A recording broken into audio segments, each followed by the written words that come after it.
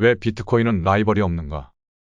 비트코인은 구식이야. 비트코인은 너무 느려. 비트코인은 너무 단순해. 이러한 주장 중 하나를 들어보셨을 수도 있고 일부는 직접 해보셨을 수도 있습니다. 이 글을 작성할 당시 비트코인은 약 5천만 원에 거래되고 있었기 때문에 많은 사람들은 투자 기회를 놓쳤다고 생각합니다. 10달러, 100달러, 아니 1000달러에라도 샀다면 졸업할 수 있었을 텐데. 라고 생각하는 것이죠. 물론 진실은 더 복잡합니다. 실제로 비트코인을 10달러에 구매했다면 약 20달러에 판 뒤 친구들에게 100% 수익을 냈다고 자랑했을 것입니다.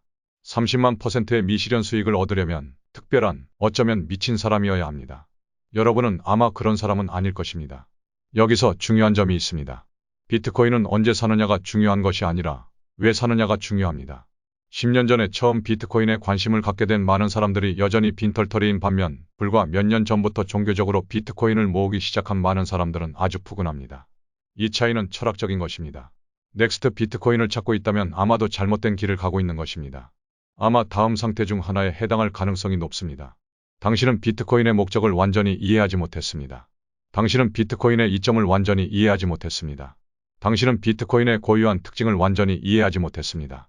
비트코인이 최초의 암호화폐라는 사실만이 비트코인을 구별하는 유일한 요소는 아닙니다. 많은 사람들은 비트코인의 선점자 우위를 논할 때 마이스페이스와 야후의 운명을 언급하길 좋아합니다. 그러나 이러한 비교는 비트코인의 본질에 대한 근본적인 오해를 보여주는 흔한 오류입니다. 비트코인을 인터넷 회사로 생각하지 말고 인터넷 자체와 비슷하다고 생각하십시오. 인터넷이 정보의 혁명을 일으켰던 것과 같이 비트코인은 가치의 혁명을 일으키고 있습니다.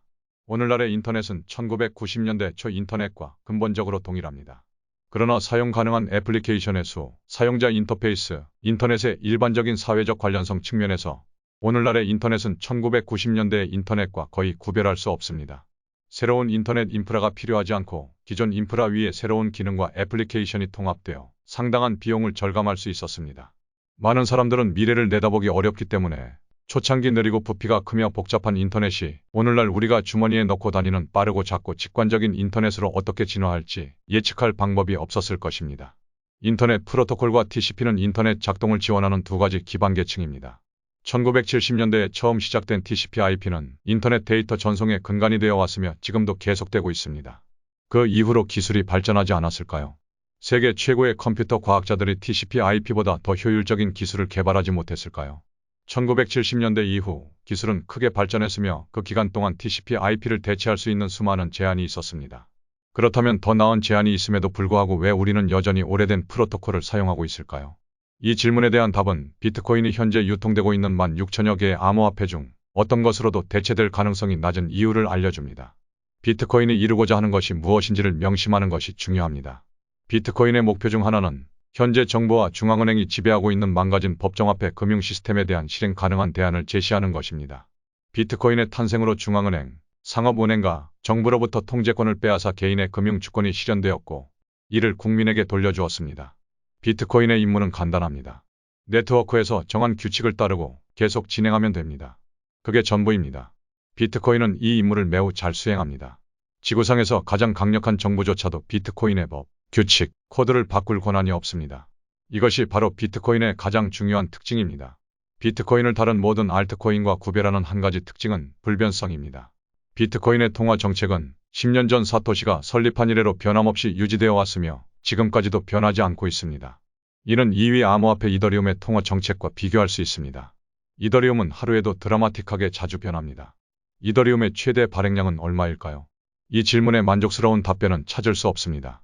사실 이더리움은 비트코인을 대체하기 위해 개발된 것이 아니었습니다. 이더리움은 스마트 콘트랙트라는 또 다른 틈새 시장을 공략하기 위해 만들어졌습니다. 그러나 이더리움 지지자들 중 다수는 이더리움 2.0으로의 전환을 통해 가까운 미래에 이더리움이 비트코인을 대체하는 화폐로 자리매김할 것이라고 믿고 있습니다. 심지어 비트코인의 사운드머니에 빗대어 이더리움을 울트라 사운드머니라고 부르는 아이러니한 상황까지 벌어지고 있습니다. 이들이 인식하지 못하는 것은 사운드머니가 되기 위해 이더리움이 통화 정책을 변경하는 능력이 결국 이더리움은 사운드머니가 될 수 없는 이유라는 것입니다. 비트코인이 건전화폐인 이유는 2100만 개의 최대 공급량 또는 21만 개의 블록마다 반감기가 있기 때문이 아닙니다. 이는 단지 숫자에 불과하며 실제 수치는 다를 수 있습니다. 하지만 이러한 수치는 확정된 것이기 때문에 비트코인을 건전화폐라고 자신 있게 말할 수 있습니다. 비트코인과 이더리움은 공통점이 거의 없습니다. 둘 다 각자의 일을 하고 있으며 서로 경쟁하려고 해서는 안 됩니다. 이더리움은 알루미늄 호일을 금에 비비는 것만큼 비트코인의 위협이 되지 않습니다. 비트코인이 탄생한 이래로 암호화폐의 단점을 보완하기 위해 더 빠르고 저렴한 코인이 많이 개발되었습니다. 도지코인부터 라이트코인, 디지바이트, 비트코인 캐시에 이르기까지 투자자들의 관심을 끌기 위해 경쟁하는 암호화폐 경쟁자는 무수히 많습니다. TCP/IP가 발명된 지 50년이 지났지만 여전히 인터넷 표준으로 사용되고 있는 것과 같은 이유로 이러한 코인들이 비트코인을 대체할 일은 일어나지 않을 것입니다. 조금 더 나은 데이터 전송 프로토콜이 개발될 때마다 인터넷 전체를 뒤엎고 다시 구축하는 것은 예술가가 조금 더 나은 캔버스가 개발될 때마다 가장 유명한 그림을 긁어내고 다시 칠하는 것과 비슷합니다. 중요한 점은 최고의 그림은 최고의 캔버스를 가진 그림이 아니라 화가가 걸작을 만들 수 있을 만큼 좋은 캔버스를 가진 그림이라는 것입니다. 캔버스는 오직 한 가지, 즉 작업을 완료하는 것만 하면 됩니다. TCP/IP가 이 역할을 합니다. 인터넷이 작동하고 그 위에 어플리케이션이 구축될 수 있게 해줍니다. 마찬가지로 비트코인은 화폐와 국가를 분리하는 매우 어려운 임무를 수행합니다. 비트코인 블록체인이 다른 블록체인보다 느리고 비싼 것은 의미가 없습니다. 알트코인 마케팅 담당자들은 자신들의 코인이 비트코인보다 확장성이 뛰어나고 거래 속도가 빠르다고 홍보하기 위해 열심히 노력해왔습니다. 문제는 아무도 신경 쓰지 않는다는 것입니다. 국가들은 디지바이트를 법정화폐로 지정하지 않았습니다. 도지코인은 기업 대차대조표에 적히지 않습니다. 세계적인 자산 운용사들은 라이트코인이나 비트코인 캐시에 투자하지 않습니다. 왜 그럴까요? 비유를 한번 들어보겠습니다. 이집트의 피라미드를 방문하기 위한 카이로 항공편을 찾기 위해 오하이오주 클리블랜드에서 출발하는 2명의 여행자가 있다고 가정해 보겠습니다. 여행자 A의 항공편 요금은 $500이며 10시간이 소요됩니다. 여행자 B는 2시간밖에 걸리지 않는 항공권에 $100만 지불했습니다. 여행자 B는 여행자 A에게 자신의 여행이 얼마나 비용과 시간이 적게 드는지 자랑합니다. 두 승객 모두 비행기에 탑승하여 카이로에 착륙합니다. 차이점은 여행자 A는 이집트 카이로에 도착하는 반면 여행자 B는 일리노이주 카이로에 도착한다는 것입니다. 여행자 B가 절약한 모든 시간과 비용은 전제 조건인 정확한 목적지를 간과했기 때문에 결국 시간과 돈 낭비를 하였습니다. 통화의 건전성과 관련해서는 불변성이 필수입니다. 이 속성이 충족되지 않으면 다른 것은 중요하지 않습니다. 암호화폐의 통화 정책이 미국 정부의 전화 몇 통으로 또는 강력한 내부자의 말 한마디로 바뀔 수 있다면 암호화폐가 제공하는 다른 모든 기능은 완전히 무의미해집니다. 비트코인의 불변성은 코드 때문이 아니라 비트코인이 만들어진 독특한 환경 덕분에 가능했습니다. 비트코인의 코드는 완전한 오픈소스입니다. 비트코인은 여러 번 복사되고 포크될 수 있으며 실제로도 여러 번 복사되었습니다.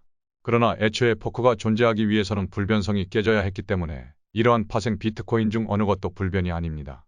이는 비트코인 캐시를 통해 바로 확인할 수 있습니다. 2017년 로저 버와 우지안이 이끄는 그룹은 블록 크기를 늘리기 위해 불변성을 포기하는 것이 가치가 있다고 판단했습니다. 이러한 선례가 있기 때문에 1년 후 크레이그 라이트가 이끄는 비트코인 캐시 커뮤니티 네파벌이 비트코인 캐시에서 분리되어 BSV가 만들어진 것은 놀라운 일이 아닙니다.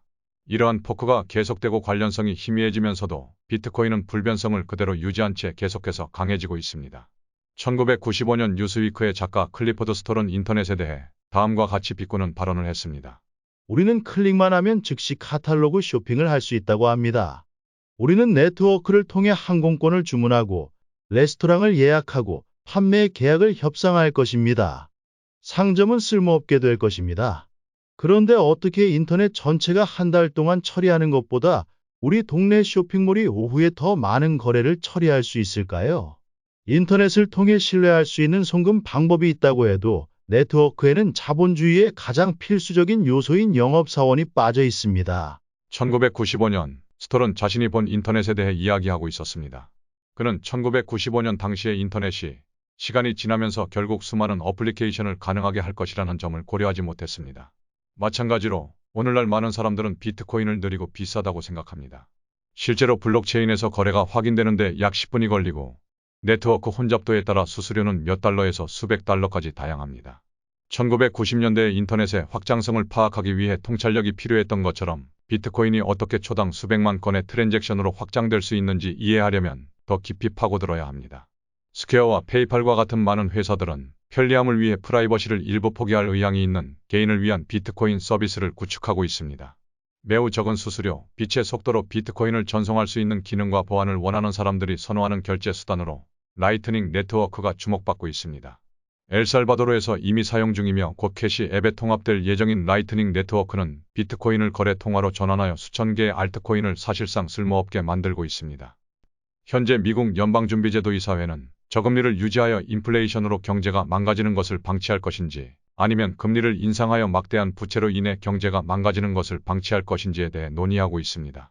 한편 이러한 결정이 필요하지 않은 병행 시스템도 마련되어 있습니다. 이 시스템에는 참여하기 전에 모든 사람이 알고 있는 알고리즘 통화 정책이 있습니다.